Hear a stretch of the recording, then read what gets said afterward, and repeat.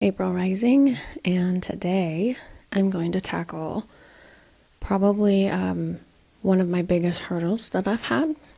I get asked, what is the hardest thing that I've had to deal with growing up with abusive parents. And I think the hardest thing that I deal with is rejection. And the reason for that is in my head, when the people who are biologically wired, like the only people in the world who are biologically wired to love and accept you, like no matter what, when it feels like they don't, that's like the deepest rejection I think anybody could ever feel. And you carry that throughout your life.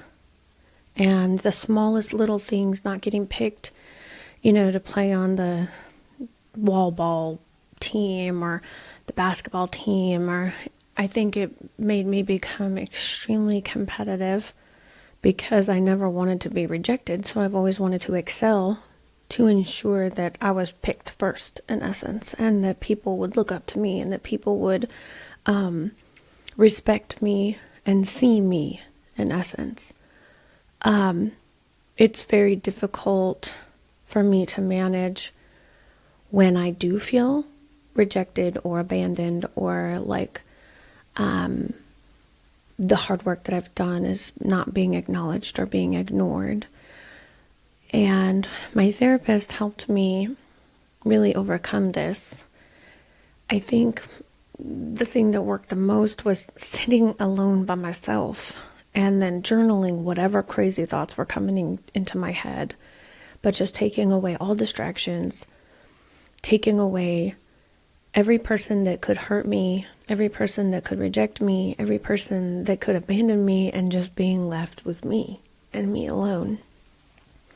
And at first it was really hard. She told me to start, in little increments, and I started to feel like a crazy person writing down the thoughts that came into my head. It was comical now if I go back and read it because I have such ADHD. But I just want to give people a little piece of advice on if you do struggle with rejection issues, abandonment issues, that it's okay to be alone. First of all, I now am to a point that I enjoy being alone, and I enjoy those times of solitude. And then I'll take everything so personal.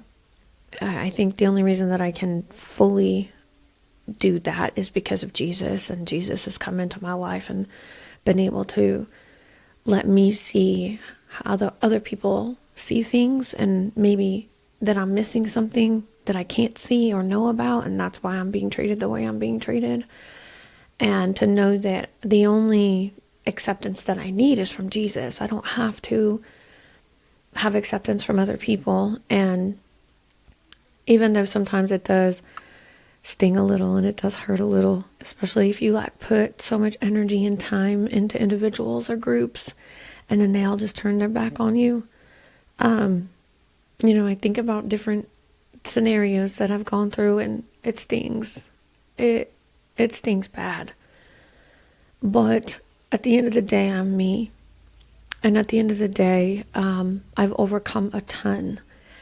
And I've been able to become a stronger individual. And all I want to do is help other people get out of their own head and help other people overcome those obstacles, and help you understand that you are not who your parents made you to be, that at any point in your life, you can choose a new route and you can choose to redevelop and redefine yourself. And I would ask you to take the time to be by yourself and sit there and journal and listen to who you really are, and not the distractions and loud noise from everybody else. And let Jesus speak to you.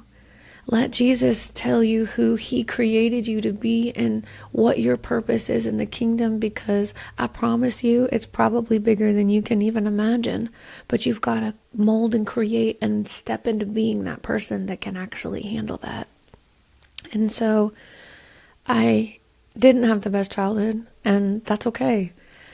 That's a short period of my life. If you look at a lifespan, that's a really small period of my life.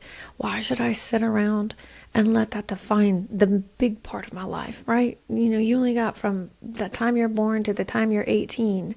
And then let's just round to 20. You got 20, you got 30, 40, 50, 60, 70. Let's just say that. 50 more years.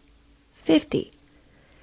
And so don't let that short-term part of your life define the big part of your life, because I promise you're worth more. You're more valuable than you think, and you hold special gifts and special talents inside of you that other people need, and you've got a story that can help heal other people.